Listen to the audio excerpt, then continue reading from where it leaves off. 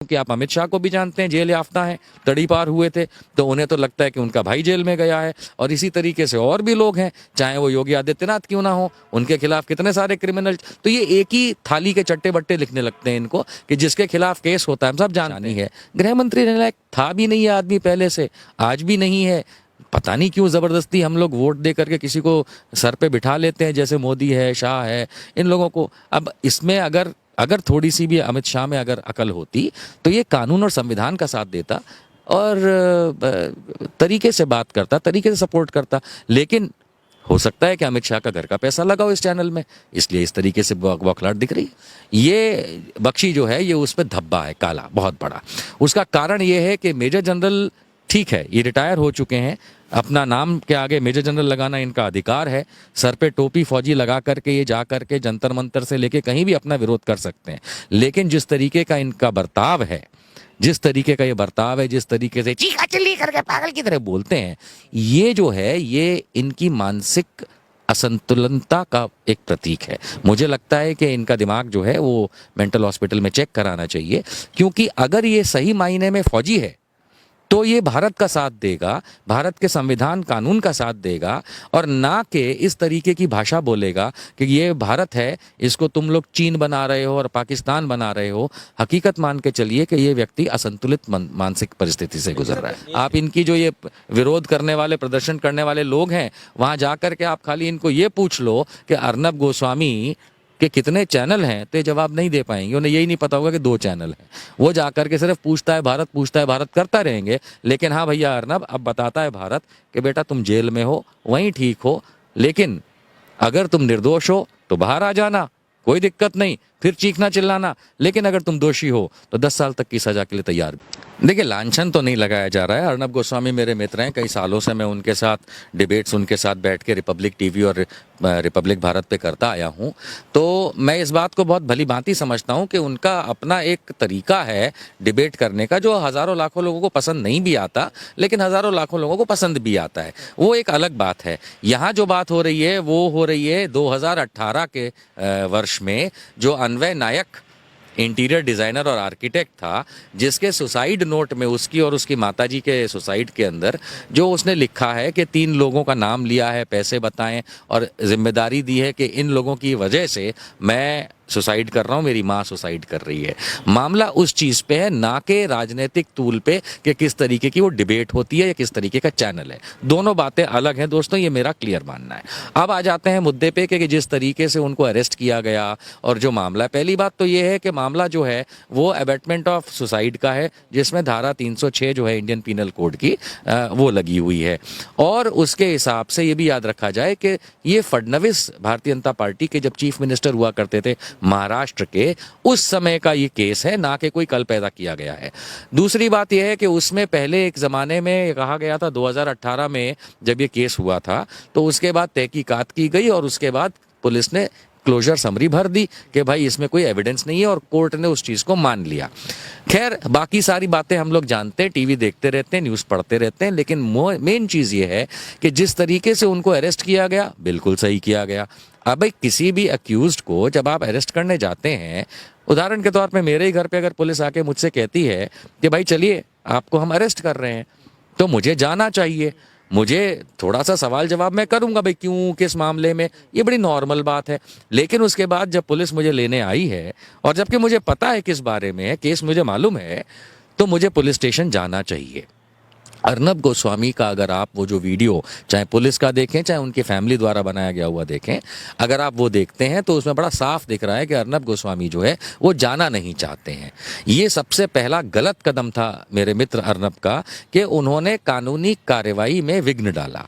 आप कानूनी कार्यवाही में विघ्न ना डालें, आप साथ में जाएं। अब आप उनसे बहस कर रहे हैं जैसे आपका घर नहीं है और ये पुलिस नहीं है और ये आपके डिबेट के पैनलिस्ट हैं और आप उनसे वार्तालाप कर रहे हैं, उनको अपनी बात, ऐसा नहीं होता। जब कानून की बात आती है तो बड़े बड़ों को याद है, मुझे पी चिदम्बरम को भी जेल में डाला गया था, तो इनको भी उठा करके पुलिस ले गई और थोड़ा सा हाथ जरूर खींचा, भाई नहीं चलेगा आदमी। तो हमने तो ये देखा है, हमारे पास तो हजारों वीडियो आते हैं ना दोस्तों, जिसे पुलिस डंडा मार मार के ले जाती है। इनको तो कम से कम प्रेम पूर्वक सर मैडम बोलते बोलते आराम से ले गए। तो उनकी जो अरेस्ट है वो सही है, क्योंकि पुलिस के पास अधिकार है। बाकी मामला कोर्ट के अंदर है और कल हाईकोर्ट ने बता ही दिया क्या किस तरीके से बिहेव करना है और किस तरीके से इनको रखना है, और आज की तारीख में तलोजा जेल में भेजे जा चुके हैं, इस समय वो वहाँ पे होंगे। तो ठीक है, मेरे ख्याल से कानून का साथ देना चाहिए। सच है, अगर सच्चे हैं तो क्या इन्हें परेशानी है। लेकिन सर अर्नब गोस्वामी को देखते हुए सर एक ये भी खबर आ रही है कि जो हमारे देश के जो बड़े नेता हैं, चाहे उत्तर प्रदेश के मुख्यमंत्री की बात किया जाए या फिर गुजरात के मुख्यमंत्री की बात किया जाए या फिर गृह मंत्री की बात किया जाए या फिर रक्षा मंत्री की बात किया जाए, लगातार उनके समर्थक में ट्वीट आ रहे हैं। लेकिन सर जब और अन्य पत्रकारों की बात किया जाए, जब उनको डिटेन किया जाता है, उनको मारा पीटा जाता है, तो उनके मतलब बात नहीं किया जा रहा। कह रहे पत्रकारों को लेकर काला दिवस है, काला दिन है, इस तरीके से बोल रहे हैं, लोकतांत्रिक की हत्या की जा रही है। तो क्या सिर्फ एक अर्नब गोस्वामी को लेकर के आवाज उठा रहे हैं और पत्रकारों को लेकर उठा रहे हैं? देखिए, मुझे याद है कि जिस समय इनको अरेस्ट किया गया था अर्नब गोस्वामी को, कुछ ही समय के अंदर भारत के होम मिनिस्टर अमित शाह के ट्विटर हैंडल से ट्वीट आ गया है ना। MIB ministry of information broadcasting के मिनिस्टर प्रकाश जावड़ेकर का ट्वीट आ गया, और उसके बाद तो झड़ी लग गई। हाँ, झड़ी लग गई कि भाई भाजपा के मिनिस्टर और लीडर और चीफ मिनिस्टर सब लगे पड़े थे इस तरीके से। लेकिन इसमें कमाल की बात यह है कि उत्तर प्रदेश में 10 से ज़्यादा जब योगी आदित्यनाथ पत्रकारों को जेल में डाल देते हैं, तब वो उस चीज़ का गर्व महसूस करते हैं और शौर्य की बात करते हैं कि हमने देखिए सच का साथ दिया और पत्रकार है तो क्या हुआ, हमने उसको जेल में डाला।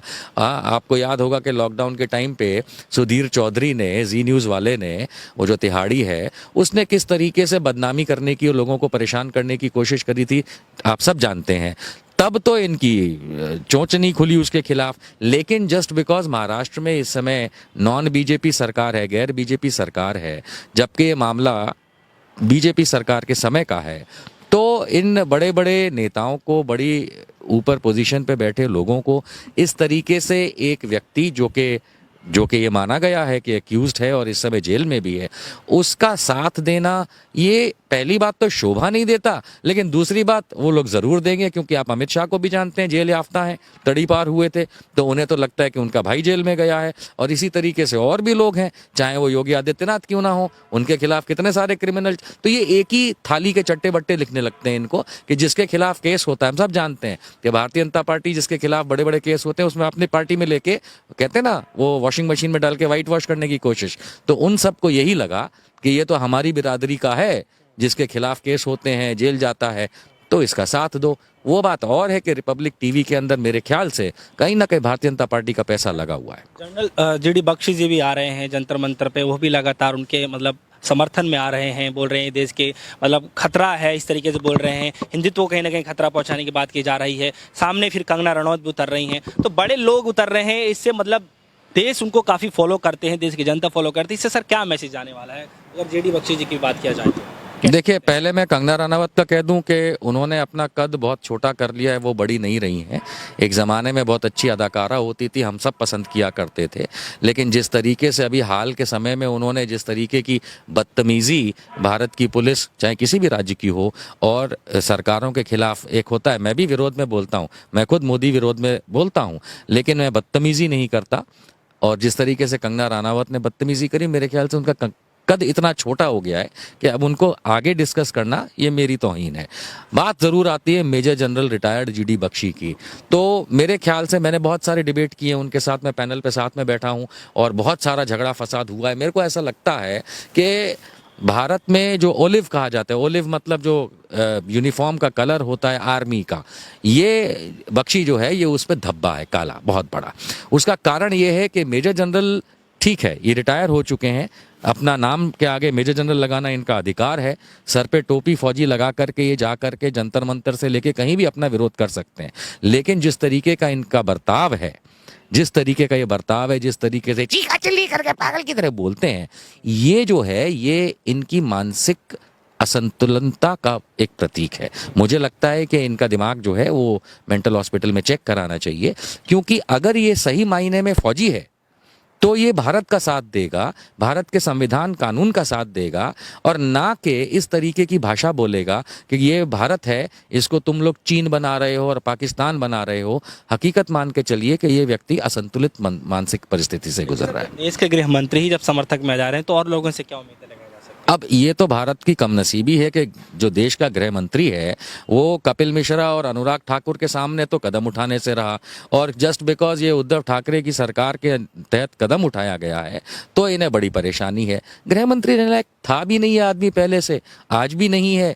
पता नहीं क्यों ज़बरदस्ती हम लोग वोट दे करके किसी को सर पे बिठा लेते हैं, जैसे मोदी है, शाह है, इन लोगों को। अब इसमें अगर अगर थोड़ी सी भी अमित शाह में अगर अकल होती तो ये कानून और संविधान का साथ देता और तरीके से बात करता, तरीके से सपोर्ट करता। लेकिन हो सकता है कि अमित शाह का घर का पैसा लगा हो इस चैनल में, इसलिए इस तरीके से बौखलाहट दिख रही है। सर, समर्थक आ रहे हैं, अर्नब गोस्वामी के समर्थक जो आ रहे हैं वो लगातार ये सवाल उठा रहे हैं कि अर्नब गोस्वामी जो हैं वो हिंदुत्व का बढ़ावा करते हैं, कंगना रनौत जो है वो हिंदुत्व का बढ़ावा करते हैं, इसलिए लोगों में मतलब इस तरीके के चिल्ला चिटी मचा हुआ है, इसलिए लोग बाग जल रहे हैं क्योंकि सोनिया की जो सेना है, पप्पू की जो सेना है वो इसमें संलिप्त है, उनके ही मतलब दिखावे पर ये सारे कार्य हो रहे हैं। क्या आपको ऐसा लगता है कि वाकई ने सोनिया की सेना ने ऐसा किया है, चाहे जिस तरीके की बयानबाजी सामने आ रही है? नहीं, बयानबाजी करने का तो सबको अधिकार है लिमिट में, उल्टा सीधा बोलना ठीक नहीं लगता। लेकिन हाँ, जहाँ तक आप बात कह रहे हैं कि समर्थन में अर्नब गोस्वामी के लोग, चाहे गुवाहाटी हो, बेंगलुरु हो, चाहे दिल्ली हो, और कुछ अन्य शहर भी हैं जहाँ पे बार बार रिपब्लिक टीवी दिखा रहा है अपने ट्विटर हैंडल पे भी और टीवी पे भी कि लोग समर्थन में हैं, तो आज ये सवाल खड़ा होता है कि शाहीन बाग में कितने रुपए में लोग आ रहे थे, ये यही लोग बोल रहे थे।